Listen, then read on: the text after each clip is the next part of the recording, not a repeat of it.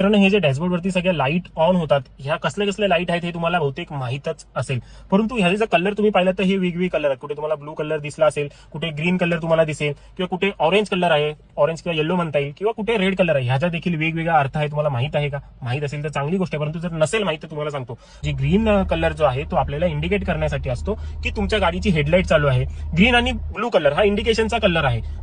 ही जी आहे ती माझी थोडीशी लाईट चालू आहे, हेडलाईट चालू आहे, आणि ही बघा ही हाय बीम लाईट चालू आहे. हे इंडिकेट करण्यासाठी ग्रीन कलर जो आहे तो वापरला जातो. आणि मित्रांनो, ऑरेंज कलर मधील सिंबल, ऑरेंज कलर मध्ये इंजिनचे एक लाईटचा सिंबल येतो, आणि बरेचसे वेगवेगळे एबीएसचा सिंबल येतो, की फॉबचा सिंबल येतो, असे बरेचसे ऑरेंज कलर मधील सिंबल येतात. ऑरेंज कलर म्हणजे काय हे देखील रिस्कीच आहे. ऑरेंज कलर जर इंजिन स्टार्ट करत असताना आला तर गाडी आपल्याला चेक करणं खूप जास्त गरजेचं आहे. परंतु तेवढी इमर्जन्सी नाही. काम चालू होऊ शकतं जर्नीमध्ये, गाडी रनिंग मध्ये जर आलं काम चालू होऊ शकतं. तुम्ही गॅरेज पर्यंत गाडी जी आहे ती स्वतः चालवून जी आहे ती घेऊन जाऊ शकता, किंवा 2-3 दिवसांनी घेऊन जाऊ शकता, असं आहे. परंतु जर रेड कलर मधलं एखादं कुठलं इंडिकेशन असेल इंजिन स्टार्ट केल्यानंतर, म्हणजे खूप डेंजरची बात आहे. आपल्याला गाडी जी आहे ती पुढे कंटिन्यू चालवायचीच नाहीये. जसे की टेम्परेचर हाय असेल तेव्हा रेड कलर मध्ये सिंबल येतो, किंवा बॅटरीचा रेड कलर मध्ये सिंबल येतो, ऑइल लिकेजचा रेड कलर मध्ये, ऑइल लेवल लो म्हणजे रेड कलर मध्ये येईल. ऑइल लो असेल तर इंजिन कामच करू शकणार नाही म्हणजे रेड कलर, किंवा सीट बेल्ट नाहीये लावलेला, रेड कलर, जीव जाऊ शकतो तुमचा. हे असे काही अर्थ असतात. ब्लू कलर इंडिकेशनसाठी ब्लू आणि ग्रीन कलर, ऑरेंज कलर जो आहे तो कमी टेन्शनची गोष्ट, आणि रेड कलर जो आहे तो जास्त टेन्शनची गोष्ट.